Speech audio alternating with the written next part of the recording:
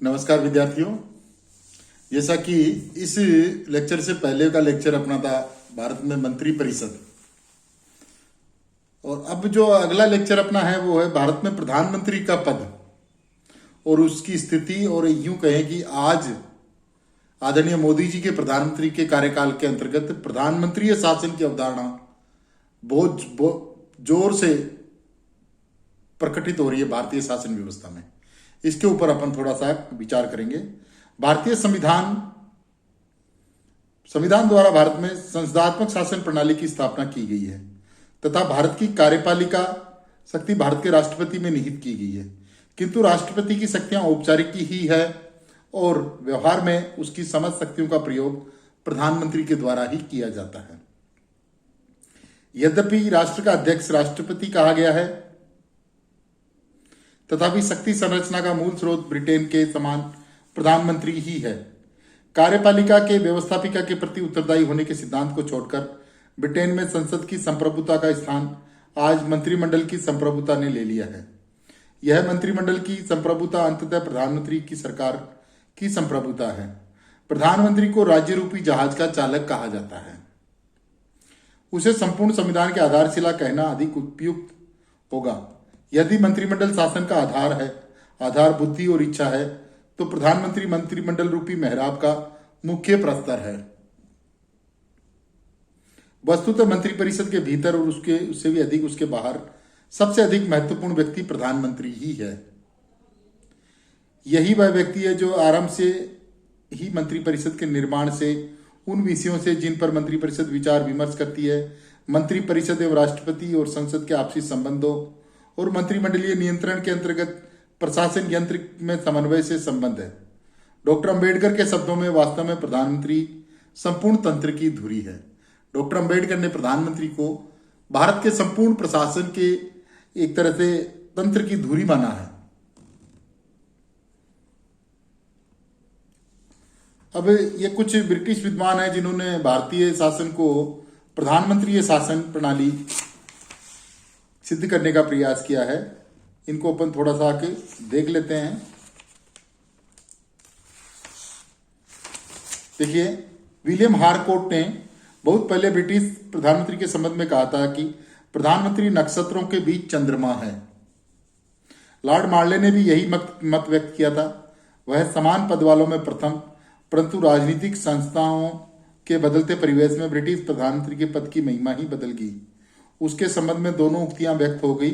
अब तो हम्फ्री ब्रेकले के इस अभिमत से ब्रिटिश प्रधानमंत्री के पद की वस्तुस्थिति प्रकट होती है कि वेस्ट मिनिस्टर में संसदीय प्रजातंत्र समाप्त हो चुका है। ब्रिटिश व्यवस्था का मूल दुर्गुण प्रधानमंत्री के पास राज्याध्यक्ष से भी अधिक शक्तियां होना है। क्रॉसमैन ने भी लिखा है कि द्वितीय महायुद्ध के बाद के वर्षों में मंत्रिमंडलीय शासन प्रणाली प्रधानमंत्री शासन प्रणाली में विकसित हो गई है। भारतीय संविधान निर्माताओं ने भारत में ब्रिटिश नमूने की संसदात्मक शासन प्रणाली की ही कल्पना की थी। संविधान सभा में कतिपय सदस्यों ने अध्यक्षात्मक शासन व्यवस्था का भी भारत के लिए समर्थन किया था, परंतु के.एम. मुंशी का यह सुझाव स्वीकार कर लिया कि हमने वर्षों पूर्व यही निर्णय ले लिया ताकि केंद्रीय शासन का ढांचा ब्रिटिश नमूने के जैसा ही होना चाहिए। सरदार पटेल ने भी जोरदार शब्दों में कहा था कि संस्थात्मक शासन प्रणाली वाला संविधान ही इस देश के लिए उपयुक्त होगा, क्योंकि हम ऐसी शासन प्रणाली के तौर तरीकों से भली भांति परिचित हैं। पिछले 62 वर्षों में भारतीय राजनीतिक व्यवस्था में प्रधानमंत्री की महत्वपूर्ण भूमिका रही है।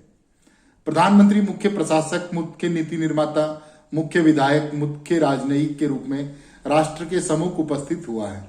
प्रधानमंत्री के रूप में पंडित नेहरू और श्रीमती इंदिरा गांधी जैसे कुशल और आकर्षक प्रतिभा वाले नेताओं ने क्रियाशील होकर राष्ट्र को स्थायित्व प्रदान किया। विगत कुछ वर्षों की राजनीतिक घटनाओं से यह निष्कर्ष निकलता है कि भारत में प्रधानमंत्री मंत्रिमंडल का नेता है और देश की राष्ट्र परराष्ट्र वित्त एवं सुरक्षा नीति के निर्माण में उसकी महत्वपूर्ण भूमिका होती है। राज्यों का राजनीतिक नेतृत्व अपनी स्वायत्तता के बजाय प्रधानमंत्री के नेतृत्व में विश्वास करता है। राष्ट्रपति के चयन और निर्वाचन में प्रधानमंत्री की पसंद का ही विशिष्ट महत्व है। राज्यों में राज्यपालों की नियुक्ति का अंतिम निर्णय उन्हीं का होता है। योजना आयोग के अध्यक्ष के रूप में राष्ट्रीय अर्थनीति का निर्धारण प्रधानमंत्री के द्वारा ही होता है। ब्रिटेन के प्रधानमंत्री के तुल्य भारत के प्रधानमंत्री का भारतीय राजनीतिक व्यवस्था में अत्यधिक महत्व है। लास्की ने इस चीज को रेखांकित किया है। लास्की का ब्रिटिश प्रधानमंत्री के लिए कहना कि मंत्रिपरिषद के निर्माण का वह केंद्र बिंदु है और मंत्रिपरिषद के जीवन का वह केंद्र बिंदु है और मंत्रिपरिषद की मृत्यु का वह केंद्र बिंदु है। वास्तव में प्रधानमंत्री मंत्रिपरिषद का केंद्र बिंदु है ही नहीं, वह अपितु वह संपूर्ण राष्ट्र का केंद्र बिंदु है। जैसा कि ग्रीव्स कहते हैं, सरकार राष्ट्र की स्वामी है और वह सरकार का स्वामी है। भारत के प्रशासनिक सुधार आयोग ने प्रधानमंत्री के संबंध में अपनी प्रतिवेदन में लिखा है कि संविधान सरकार की कार्यपालिका में प्रधानमंत्री को विशिष्ट स्थिति प्रदान करता है। वह न केवल मंत्रिमंडल का अध्यक्ष तथा समकक्षों में प्रथम ही है, अपितु वह राष्ट्रपति का मुख्य परामर्शदाता भी है। उसकी उच्च स्थिति उसे इस बात का विशिष्ट उत्तरदायित्व सौंपती है कि वह देखे कि कार्यपालिका प्रभावपूर्ण ढंग से कार्य करती है। संयुक्त उत्तरदायित्व का उचित रूप से क्रियान्वयन होता है। राजनीतिक सौदास्यता के रहते हुए वास्तविक तत्परता के साथ नीति क्रियान्वित की जाती है तथा प्रशासन जनता की आकांक्षाओं के अनुकूल कार्य करता है कि नहीं।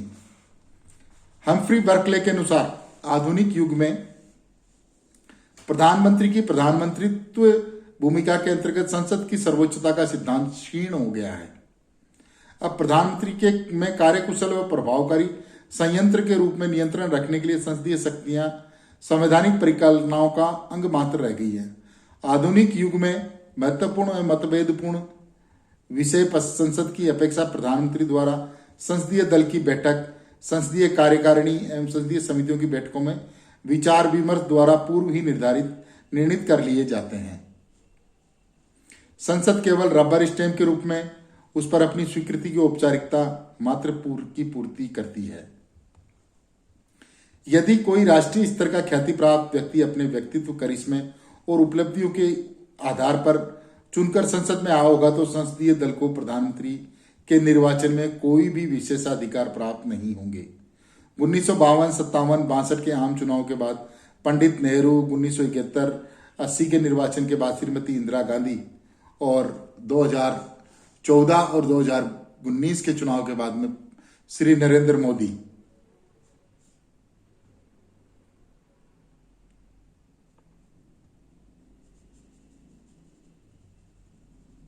भाजपा के निर्विवाद नेता और कारगिल के नायक वाजपेयी आज भी उतने ही लोकप्रिय रहे जितने इंदिरा गांधी, राजीव गांधी और स्वर्णिम दिनों। अमेरिकी राष्ट्रपति के चुनाव जैसे माहौल वाले इस संसदीय चुनाव में वाजपेयी एकमात्र उम्मीदवार होने की छाप छोड़ते हैं। वैसी छाप आज नरेंद्र मोदी ने 2019 के चुनाव में छोड़ी है।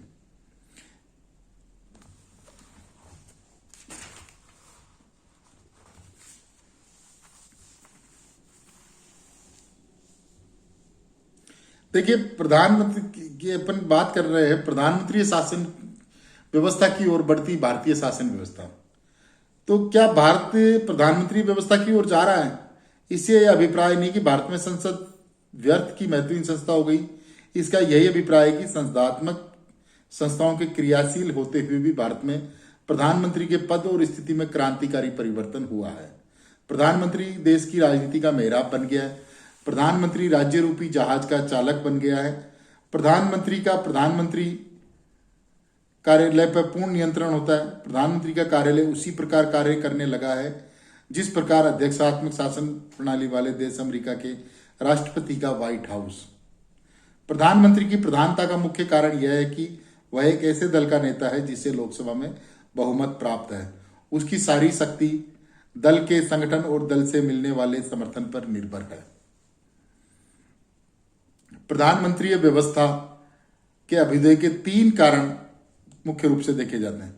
चुनाव में व्यक्ति पूजा का महत्व, दूसरा है मंत्रिपरिषद के गठन व कार्यवाही में प्रधानमंत्री की भूमिका, और तीसरा है प्रधानमंत्री के निर्णयों के क्रियान्वयन में नौकरशाहों की भूमिका।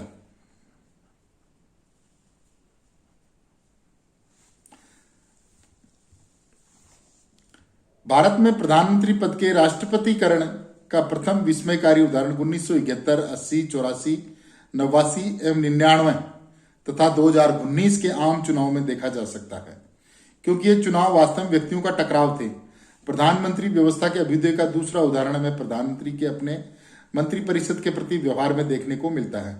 इंदिरा गांधी और राजीव गांधी ने मंत्रिपरिषद की उपेक्षा करते हुए किचन कैबिनेट से काम चलाने की आदत डाली। इंदिरा गांधी ने कैबिनेट की स्वीकृति के बिना ही देश में आपात स्थिति लागू कर दी। भारत के प्रधानमंत्री मंत्रिपरिषद को सहयोगियों का समूह नहीं मानकर रक्षकों की टोली, पैलेस ऑफ गार्ड्स मानने लगे।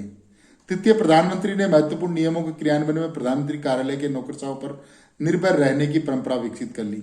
शिमला सम्मेलन के समय डीपी धर, बांग्लादेश में वार्ता के समय पीएन अक्सर, श्रीलंका की समस्या के समाधान हेतु जी पार्थसारथी, पाकिस्तान से संवाद कायम करने के लिए ब्रजेश मिश्र की भूमिका सुपर विदेश मंत्री के रूप में दिखाई देती है इंदिरा गांधी के कार्यकाल में। और मोदी जी के कार्यकाल में अजीत डोभाल साहब को अपन यहाँ पे रख सकते हैं। भारत में प्रधानमंत्री ने अपने हाथों में इतनी अधिक शक्ति केंद्रित कर ली कि छोटे बड़े सभी कार्य केवल उन्हीं की इच्छा से ही होते हैं। जिस तरह इंदिरा गांधी और राजीव गांधी ने मंत्रियों को रखा, कुछ को निकाला, उससे स्पष्ट हो गया कि प्रधानमंत्री ने कैबिनेट की स्थिति को हास्यास्पद बना दिया है। डॉक्टर लक्ष्मीमल सिंह भी जो संविधान वेता, उन्होंने इसके ऊपर टिप्पणी की है। संस्थागत रूप से मंत्रिमंडल के मंत्री प्रधानमंत्री के अभिकर्ता और प्रतिनिधि बनने की प्रक्रिया में अधिक व प्रधानमंत्री रूप में मेहराब को साधने वाले स्तंभ कम है। मंत्रिमंडल की कोई नहीं सुनता, प्रत्येक निर्णय प्रधानमंत्री का होता है।